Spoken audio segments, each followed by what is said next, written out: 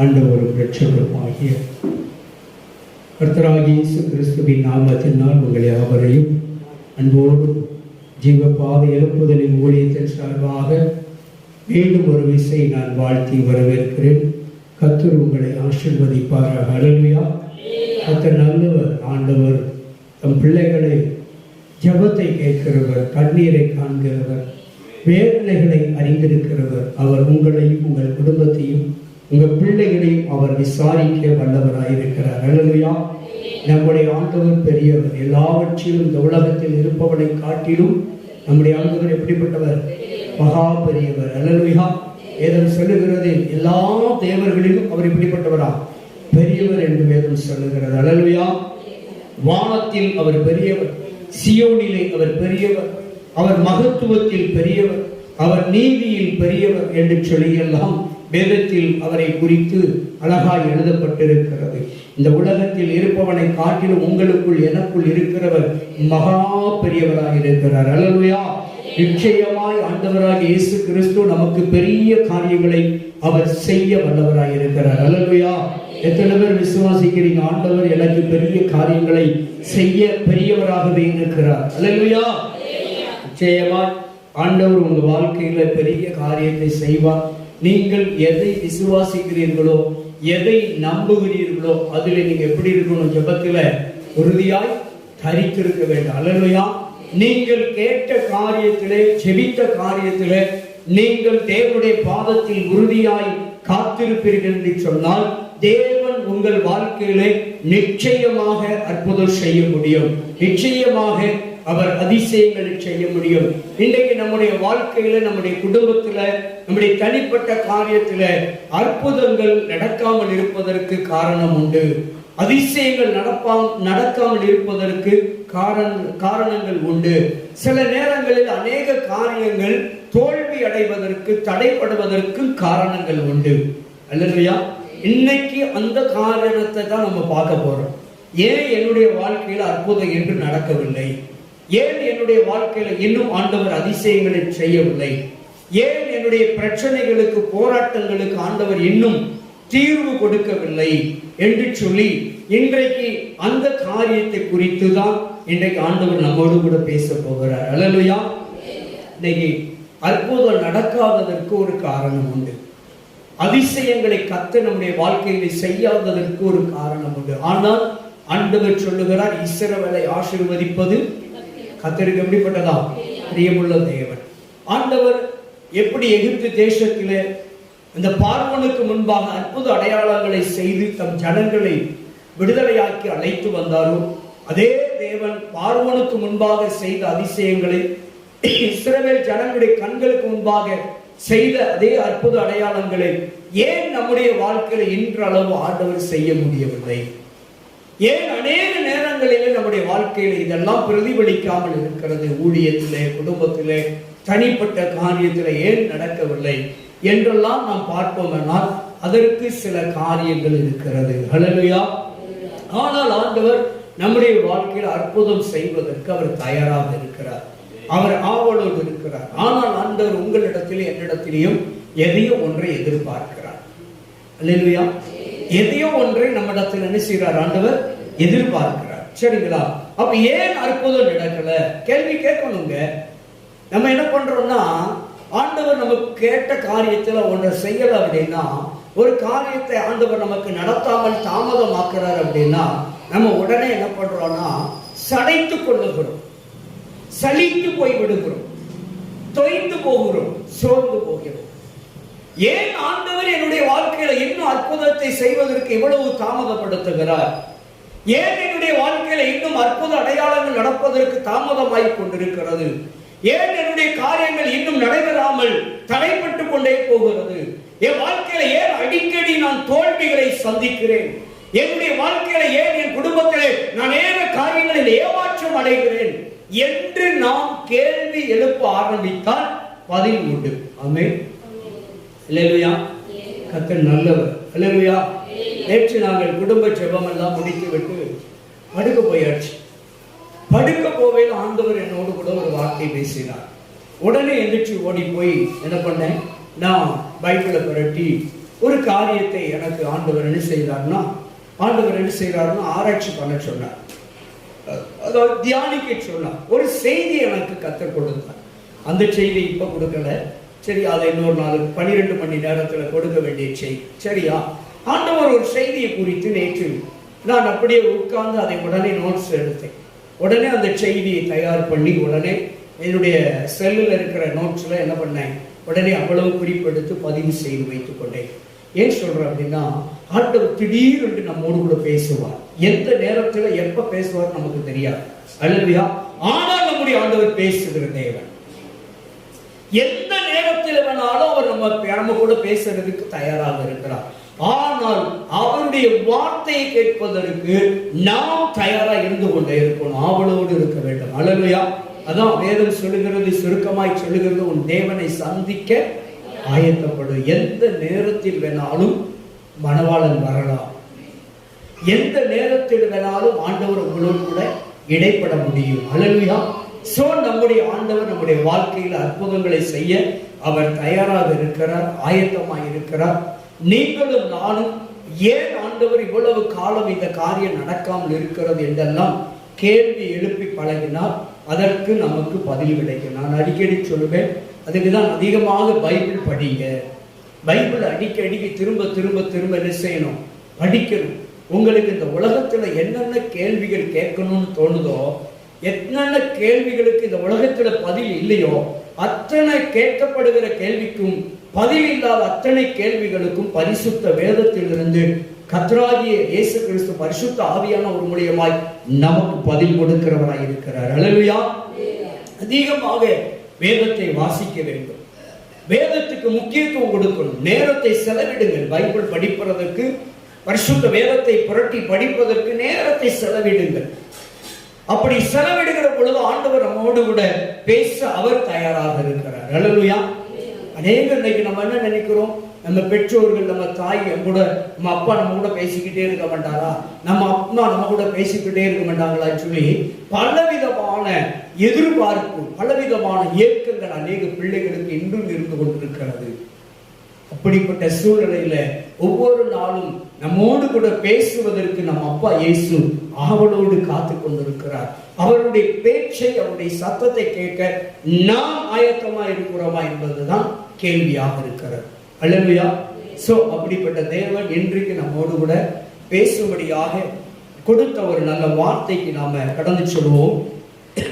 யோசுவாவின் புஸ்தகம் 7ஆம் அதிகாரத்தில் 13வது வசனத்தை வாசிப்போம். யோசுவா 7ஆம் அதிகாரம் 13. எழுந்திரு, நீ ஜனங்களை பரிசுத்த பண்ணி சொல்ல வேண்டியது என்னவென்றால், நாளைய தினத்துக்கு உங்களை நீங்கள் பரிசுத்தம் பண்ணிக் கொள்ளுங்கள். இஸ்ரவேலரே, சாபத்தீடானது உங்கள் நடுவே இருக்கிறது. நீங்கள் சாபத்தீடானதை உங்கள் நடுவில் இருந்து விலக்காதிருக்கும் மட்டும் நீங்கள் உங்கள் சத்துருக்களுக்கு முன்பாக நிற்கக்கூடாது என்று இஸ்ரவேலின் தேவனாகிய கர்த்தர் சொல்லுகிறார். புரியுதுங்களா? ஆண்டவர் சொல்லுகிறார். விழுந்து கிடக்கிறோம், கவலையில, வருத்தத்துல, பிரச்சனையில, போராட்டத்துல, கண்ணீரில, அவமானத்துல, தோல்வியில, நிந்தையில எழுந்திருக்க முடியாதபடிக்கு விழுந்து கிடக்கிறோம். இன்னைக்கு விழுந்து கிடக்கிற உங்களை இப்படிப்பட்ட சூழ்நிலையில இன்னைக்கு அநேகர் பலவிதமான சூழ்நிலையில விழுந்து கிடக்கிறார்கள். கடன் பிரச்சனையில, வியாதியில, நோய்களில, பிசாசின் போராட்டத்தினால விழுந்து கிடக்கிறார்கள். எழுந்திருக்க முடியாதபடிக்கு. ஏன் எழுந்திருக்க முடியவில்லை என்றால், ஆண்டவர் இன்றைக்கு சொல்லுகிறார், எழுந்திரு. இப்படிப்பட்ட சூழ்நிலையில விழுந்து கிடக்கிற உங்களை என்னை பார்த்து கர்த்தர் இந்த நல்ல மதியான வேளையில சொல்லுகிறார், மகனே மகளே, இஸ்ரவேலாய் உங்களை பார்த்து சொல்லுகிறார், எழுந்திரு என்று சொல்லுகிறார். அல்லேலூயா. எழுந்திரு. ஏன் விழுந்து கிடக்கிறாய்? எழுந்திரு. நான் உனக்கு உன்னுடைய விழுந்து கிடக்கிற இந்த காரியத்திலே பதில் தருகிறேன் என்று சொல்ல விரும்புகிறார். விழுந்து கிடக்கிற காரியத்தில் ஏன் நம்மளால் எழுந்திருக்க முடியவில்லை? ஆண்டவர் இன்றைக்கு உங்களை என்னை எழுந்திருக்க விரும்புகிறார். நம்ம நினைக்கிறோம், என்னால் இனி எழுந்திருக்க முடியாது, என்னால் இந்த பிரச்சனையை சால்வ் பண்ண முடியாது, என்னால் இந்த பிரச்சனையை ஃபேஸ் பண்ண முடியாது என்று நம்மளால முடியாது என்று விழுந்து கிடக்கிறோம். நம்மளால முடியாதது ஒன்றுமில்லை அப்படின்னு எப்ப சொல்ல தோணும்னா, பரிசுத்த ஆவியானவர் எனக்குள் இருந்தால், ஆண்டவராகிய இயேசு கிறிஸ்து நமக்குள் இருந்தால் நம்மளால் எல்லாம் செய்ய முடியும். அவரால் கிறிஸ்துவுக்குள் எல்லாமே நிறைவாகும் என்று எழுதப்பட்டிருக்கிறது. கிறிஸ்துவின் பலனை கொண்டு எதை செய்ய வல்லமை உண்டு. இல்லையா? ஆண்டவர் இந்த நாட்களில் உங்களை என்னை பார்த்து எந்த காரியத்தில் நீங்கள் விழுந்து கிடக்கிறீங்களோ அந்த காரியத்தில் தான் கர்த்தர் உங்களை தூக்கி விட விரும்புகிறார். எழுந்திருங்க. எந்த பிரச்சனையில கிடக்குறீங்க? அப்ப நம்ம விழுந்து கிடக்கிறோம், ஏதோ ஒரு விதத்துல ஒவ்வொருவருத்தரும் விழுந்து கிடக்கிறோம். ஆண்டவர் சொல்லுகிறார், உங்களை முதலாவது என்ன செய்து கொள்ளுங்கள்? பரிசுத்தம் பண்ணி கொள்ளுங்கள், ஆயத்தம் பண்ணி கொள்ளுங்கள், தயார்படுத்திக் கொள்ளுங்கள். உங்களை என்னை தயார்படுத்தாமல், உங்களை என்னை ஆயத்தப்படுத்தாமல் முதலாவது நம்மை பரிசுத்தம் பண்ணி கொள்ள வேண்டும். ஆயத்தமாகாமல், தயாராகாமல் ஒரு காரியத்தை என்னால் செய்ய முடியாது. அல்லேலூயா. ஆண்டவர் சொல்லுகிறார், முதல்ல உன் ஜனங்கள் என்ன செய்? பரிசுத்தம் பண்ணு. எதற்காக பிரசங்கிக்கப்படுகிறோம்? எதற்காக ஆவியானவர் நம்மோடு கூட பிரசங்கம் பண்ணுகிறார்? தேவ வார்த்தையை நமக்கு எதற்காக கொடுக்கிறார் என்றால், அனுதினமும் நீங்களும் நானும் உருவாக்கப்படணும். ஒரு சிற்பி எப்படி ஒரு பாறையை எடுத்து, ஒரு கல்லை எடுத்து அழகான சிற்பமாய் வடிக்கிறானோ செதுக்கி, அதே போல ஒரு அழகான ஒரு தோற்றமுள்ள அழகான வாழ்க்கையை கொடுப்பதற்காக, ஒரு ஜீவியத்தை கொடுப்பதற்காக கர்த்தர் தம்முடைய வார்த்தை கொண்டு ஒவ்வொரு நாளும் நம்மை செதுக்க ஆயத்தமாய் இருக்கிறார். செதுக்கி கொண்டு இருக்கிறார். வார்த்தை கொண்டு நம்மளை ஒரு நல்ல சிற்பமாக செதுக்க கர்த்தர் விரும்புகிறார். அல்லேலூயா. ஆண்டவர் நம்மளை பரிசுத்தம் பண்ண சொல்றாரு. அந்த பரிசுத்த ஆவியானவர் ஊழியக்காரர்கள் மூலியமாக வேதம் வாசிக்கிற பொழுது, ஆவியானவர் மூலியமாக உங்களோட பேசுகிற பொழுது உங்களை பரிசுத்தம் பண்ணுவதற்காக தான் அவர் பேச விரும்புகிறார். அல்லேலூயா. அவர் பேசுகிற பொழுது அவருடைய வார்த்தைக்கு நம்ம செவி சாய்த்தால் அவர் நம்மை பரிசுத்தம் பண்ணுகிற தேவன். இயேசு கிறிஸ்துவின் ரத்தம் சகல பாவங்களையும் நீங்க என்ன செய்யுமா? சுத்திகரிக்கிறதா இருக்கிறது. அப்ப ஒவ்வொரு நாளும் நீங்களும் நானும் கேட்கணும், ஆண்டவரே பரிசுத்த ரத்தத்தினால என்ன செய்ய? பாவமர சுத்திகரிங்க. என்னுடைய பாவங்கள், அக்கிரம கரைகள் எல்லாம் நீங்கும்படியாய் என்னை பரிபூர்ணமாய் சுத்திகரிங்கன்னு சொல்லி ஒவ்வொரு நாளும் நம்மை பரிசுத்தம் பண்ணி கொள்ள வேண்டும். பரிசுத்தம் பண்ணல அப்படின்னா, பரிசுத்தம் இல்லைன்னா யாரை தரிசிக்க முடியாது? தேவனை தரிசிக்க முடியாது. பரிசுத்தம் இல்லாதவன் தேவனை ஒரு கால் என்ன செய்வதில்லை? தரிசிப்பது கிடையாது. அப்ப நம்மை பரிசுத்தம் பண்ணி கொள்ள வேண்டும். தவறு செய்வது இயல்பு. அறியாமையினால் தவறு செய்து விடுவோம், சூழ்நிலையினால் தவறு செய்து விடுவோம்.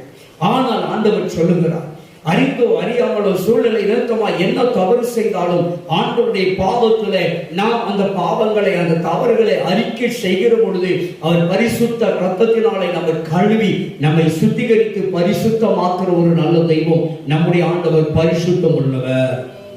அவர் பரிசுத்தராய் இருக்கிறது போல நீங்களும் தான் எப்படி இருக்கணுமா? பரிசுத்தமானவர்களாய் இருக்க வேண்டும் என்று கர்த்தர் விரும்புகிறார். அல்லேலூயா. அப்ப ஆண்டவர் பரிசுத்தத்தை விரும்புகிறார். அப்படிப்பட்ட தேவன் இன்றைக்கு அந்த யோசுவா கிட்ட சொல்றார். யோசுவா விழுந்து கிடக்கிறான். இந்த காலத்திலே தேவன் சொன்னாரே, தேவன் சொல்லிதான் போனாங்க. ஆனா போன இடத்துல என்ன செய்ய முடியல? முதுகு காட்டி ஓடி வர்றாங்க, அடிபட்டுட்டு ஓடி வர்றாங்க, காயப்பட்டுட்டு ஓடி வர்றாங்க, நிற்க முடியல. சின்ன கூட்டத்துக்கு மத்தியில முதுகு காட்டி ஓடி வருகிறார்கள். ஆண்டவர் தானே சொன்னார், ஆண்டவர்கிட்ட கேட்டுட்டு தானே போனோம் அப்படின்னு சொல்லி அழுது புலம்பி கிடக்கிறான் அங்கே யோசுவா தேவன் சமூகத்திலே. அப்பொழுதுதான் ஆண்டவர் சொல்லுகிறார், அந்த யோசுவாவை தட்டி எழுப்புகிறார். எழுந்துரு. ஏன் உன் ஜனம் முதுகு காட்டி ஓடி வருகிறார்கள்? ஏன் உன் ஜனம் வெற்றி பெற முடியல? ஏன் உன் ஜனம் அடி வாங்கி கொண்டு ஓடி வருகிறார்கள்? ஏன் உன் ஜனங்கள் இன்னைக்கு அந்த இடத்துல ஸ்தோத்திரம், அந்த சீரியர்கள் இடத்துல ஏன் தோல்வி அடைந்து வெற்றி அடையாமல் ஓடி வருகிறார்கள்? முதுகு காட்டி ஓடி வருகிறார்கள், பயந்து ஓடி வருகிறார்கள். காரணம் என்ன? உங்கள் நடுவில் என்ன இருக்குதுன்னாரு? சாபத்தீடானது. சீரியர்கள் இவர்களை துரத்தி அடிக்கிறார்கள்,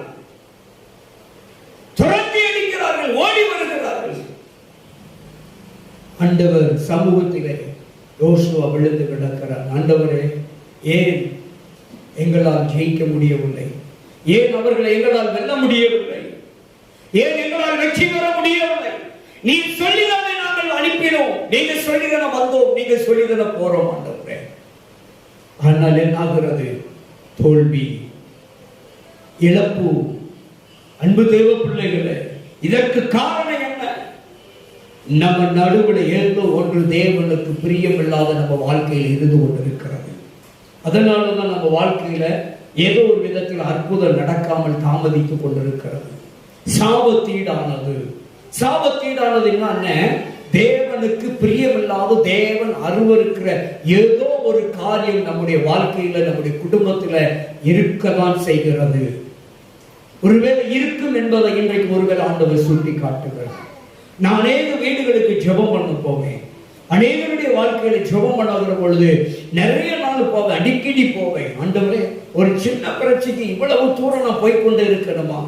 எத்தனை ஜெபம், எத்தனை உபவாசம், எத்தனை நாட்கள், எத்தனை மாதங்கள் ஆண்டவரிடத்துல போராடி கேட்கிற பொழுது ஆண்டவர் சொல்லுவார், ஏன் தெரியுமா இன்னும் இவர்கள் இதிலிருந்து மேல முடியவில்லை?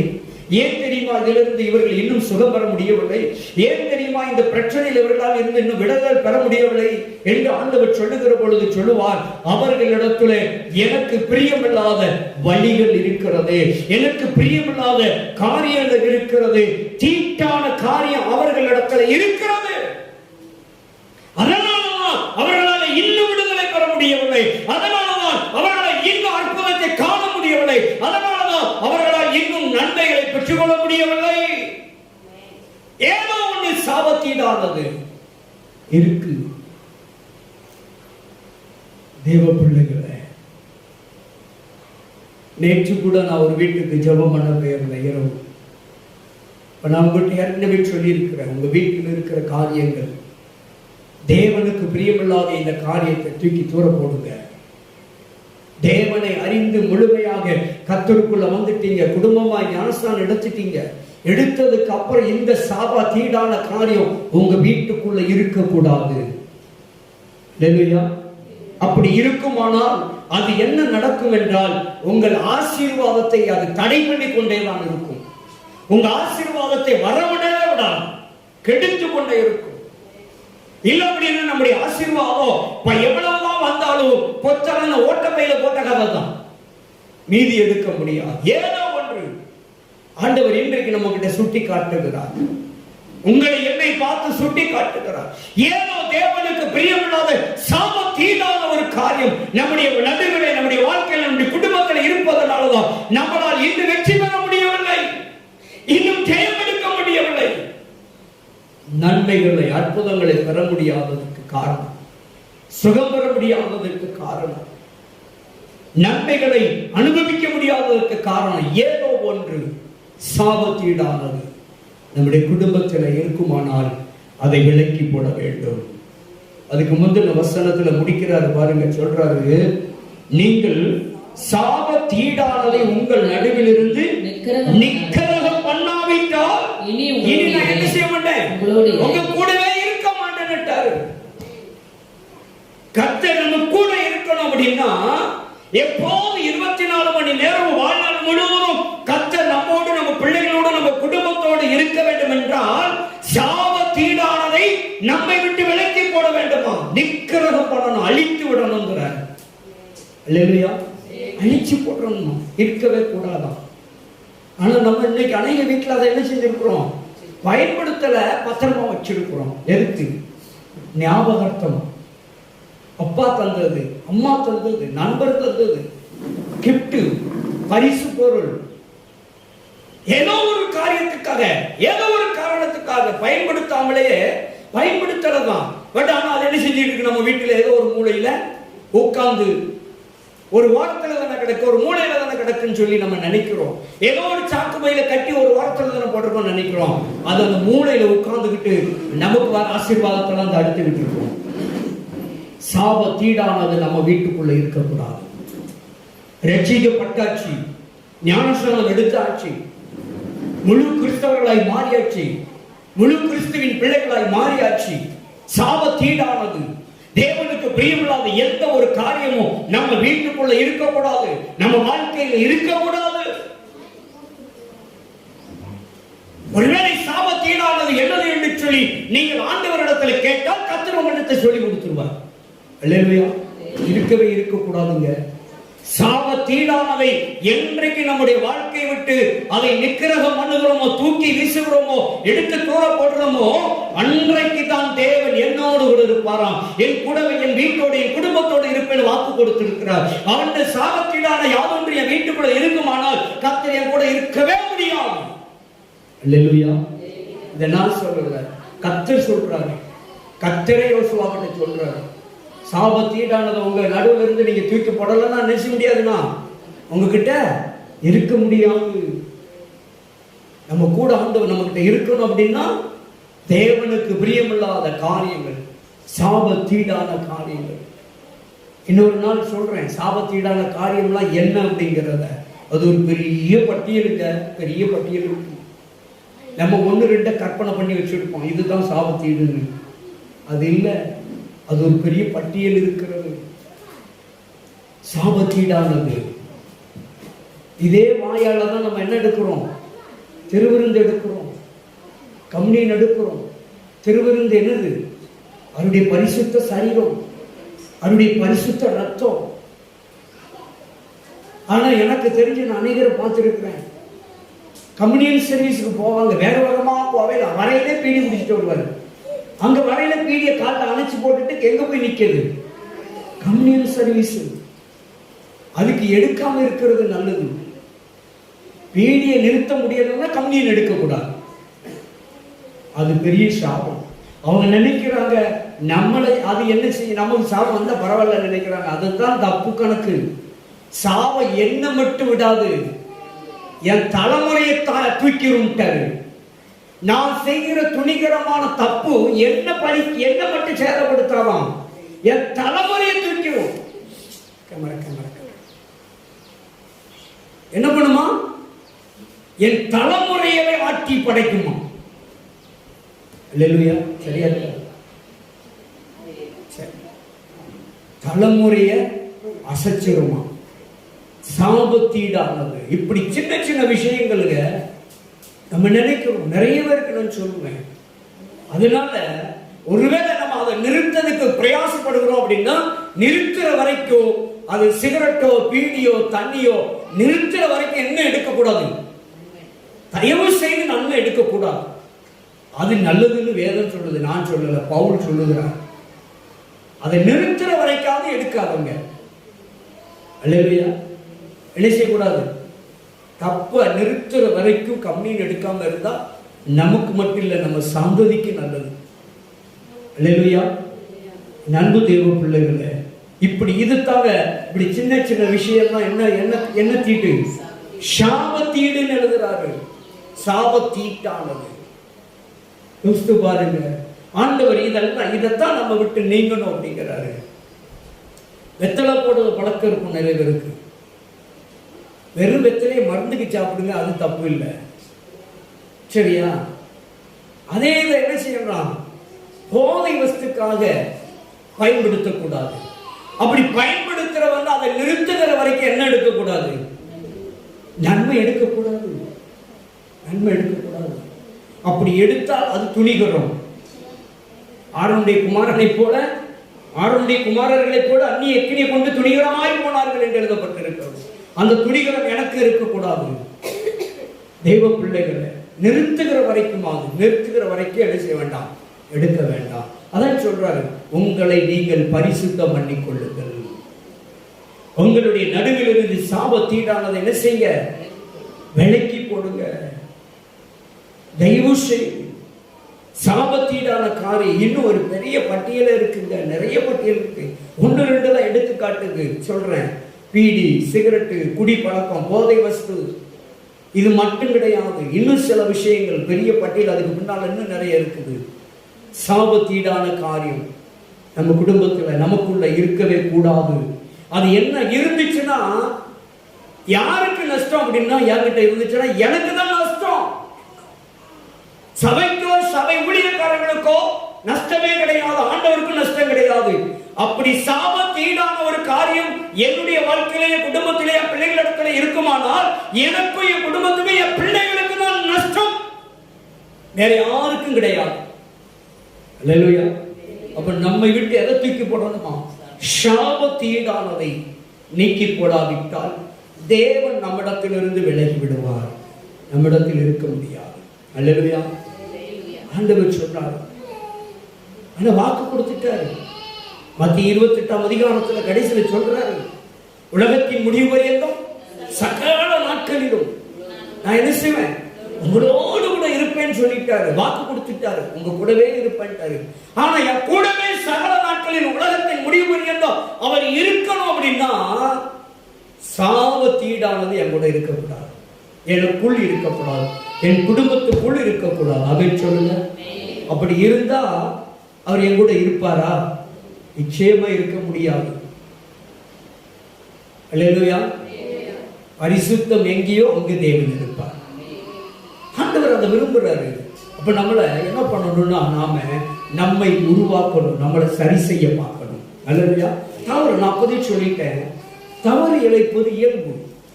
சாதாரணமா நம்ம மாம்சத்துல தவறு இழைச்சிருவோம், ஏதோ ஒரு சூழ்நிலையில தவறு இழைக்க வேண்டிய நிலைமை வந்து விடுகிறோம்.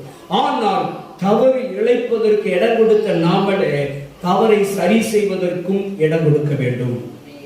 அல்லேலூயா. அப்படி தவறை சரி செய்வதற்கு நாம சரி முன் வருவோம் என்றால் பரிசுத்த ஆவியானவர் நமக்கு உதவி செய்வாருங்க. சில தவறுகளை சில காரியங்களை நம்மளால நிறுத்த முடியாது, ஆனால் தேவ ஆவியானவர் நமக்கு அதை நிறுத்துவதற்கு உதவி செய்வார். அல்லேலூயா.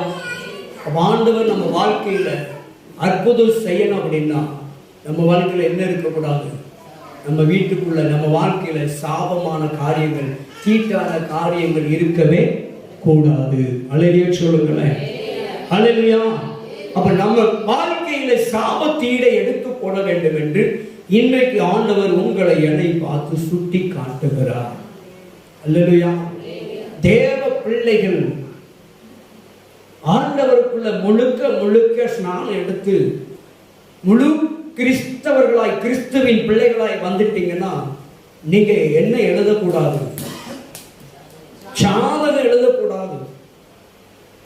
நாங்க மற்றவர்களை சொல்ல விரும்பல, மற்றவர்களை நம்ம சொல்லதுக்கு வேண்டாம், சொல்ல வேண்டிய அவசியம் இல்லை. ஆனால் தேவ பிள்ளைகளுக்கு வேதம் சொல்லுகிறது, சாபத்தீடான காரியம் நம்ம வீட்டுக்குள்ள இருக்கக்கூடாது. நாம் ஆண்டவராய் இயேசு கிறிஸ்துவை என்றைக்கு சொந்த இரட்சகராய் சொந்த தெய்வமாய் ஏற்றுக்கொண்டு நம் மனம் திரும்பி ரட்சிக்கப்பட்டு ஞானஸ்நானம் எடுத்து திருவிருந்துக்குள்ளே கடந்து வந்துட்டேனோ அன்றைக்கே சாபத்தீடான எல்லாவற்றையும் தூக்கி தூர போட்டுறணும். ஆண்டவர் சொன்னார்களா? இல்லையா? நீ அபிராம் என்று அழைக்கப்படாமல் இன்று முதல் ஆபிரகாம் என்று அழைக்கப்படுவாய். சாரா என்று அழைக்கப்படாமல் இன்று முதல் சாராள் என்று அழைக்கப்படுவாய். யாக்கோபு என்று அழைக்கப்படாமல் இன்று முதல் இஸ்ரவேல் என்று அழைக்கப்படுவாய். அல்லேலூயா. சொன்னாரா இல்லையா? தெய்வ பிள்ளைகளே, சில நேரங்களிலே நாம் மாற்றத்தை விரும்ப வேண்டும். சாபத்தீடானது நம்ம வாழ்க்கையில எந்த இடத்திலுமே இருக்கக்கூடாது. ஹல்லேலூயா சொல்லுங்க. நான் தான் அப்போதே சொல்லிட்டேன், நமக்குள் இருக்கிறவர் பெரியவர், நமக்குள் இருக்கிறவர் பெரியவர், சகலத்தை நேர்த்தியாய் அழகாய் நடத்தி கொடுக்கிறவர், அந்த சராசரியை உண்டாக்கின கர்த்தர் அழகாய் நேர்த்தியாய் நடத்தி தருவார். அல்லேலூயா. சாபத்தீடானது வேண்டாம், தூக்கி போடுங்க, தூக்கி போடுங்க. அது நம்ம வாழ்க்கையில் இருக்கக்கூடாது. தேவ பிள்ளைகளே, அடிக்கடி சொல்ற, யாரா இருந்தாலும் நமக்குள் சாபத்தீடான யாதொன்று இருக்கக்கூடாது. விக்கிரகத்துக்கு உட்பட்ட எந்த காரியமும் நம்ம வீட்டுக்குள்ள என்ன செய்யக்கூடாது? சர்வ வல்லவரை சேனைகளின் கர்த்தர் பரிசுத்தமுள்ள தெய்வம் ஆண்டவராகிய இயேசு கிறிஸ்துவை உங்களுக்காக எனக்காக தன் ஜீவனை கொடுத்து மரித்து உயிர்த்தெழுந்து மறுபடியும் வருகிறவராய் இருக்கிறவரை ஆராதிக்கிற நீங்களும் நானும் விக்கிரகத்துக்கு உட்பட்ட எந்த பொருளும் நம்ம வீட்டுக்குள்ள வைக்க கூடாது.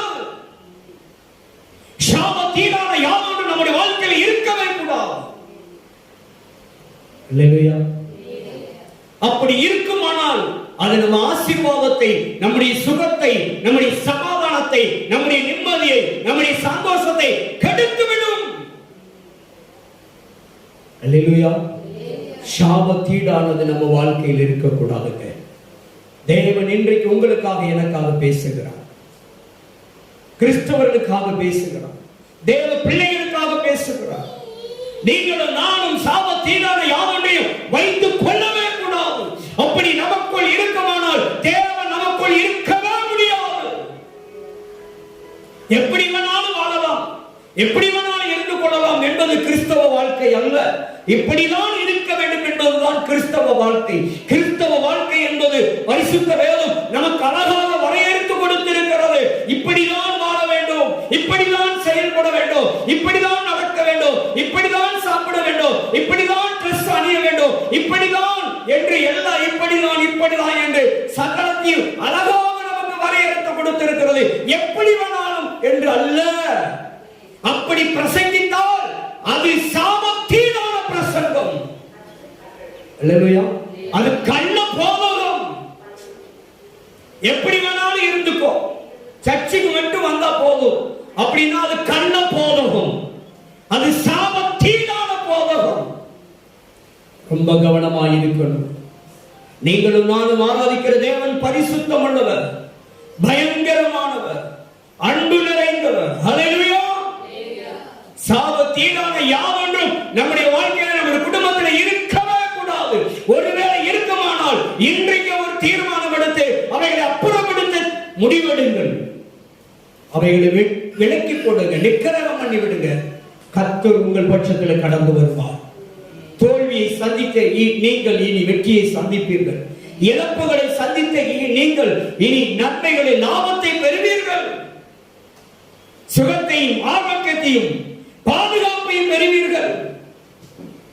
தேவ பிள்ளைகளே, நம்முடைய வாழ்க்கையில சாபத்தீடானது இருக்கக்கூடாது. தூக்கி தூர போடுவோம்.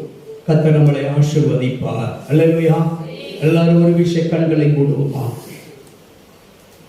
கிருபையும் இரக்கமும் நிறைந்த பரிசுத்தமான பரலோக பிதாவே, இந்த நல்ல ஆண்டவரை ஆசீர்வதிக்கப்பட்ட பகல்கால வேலைக்காக உமக்கு நன்றி செலுத்துகிறோம். எங்களோடு கூட நீர் பேசியிருக்கிறீர் ஆண்டவரே. இந்த உலகத்தில் எங்க விழுந்து கிடக்கிறையோ அந்த இடத்திலிருந்து, அந்த பகுதியிலிருந்து, அந்த பிரச்சனையிலிருந்து, அந்த போராட்டத்திலிருந்து, அந்த பாவத்திலிருந்து நீ எழுந்திரு. இன்றைக்கு உன்னை சுத்தம் பண்ணிக்கொள், பரிசுத்தம் பண்ணிக்கொள், உன்னை சுத்திகரித்துக்கொள் என்று சொல்லி இருக்கீங்கப்பா. ஓ ஸ்தோத்திரம். உங்கள் நடுவிலே சாபத்தீடான யாதொன்று இருக்கக்கூடாது என்று எச்சரித்திருக்கிறேன். சாபத்தீடான யாதொன்றும் எங்க வாழ்க்கையில் இருக்குமானால் நீங்க எங்க கூடவே இருக்க முடியாது என்று எச்சரிக்கிறீர் ஆண்டவரே.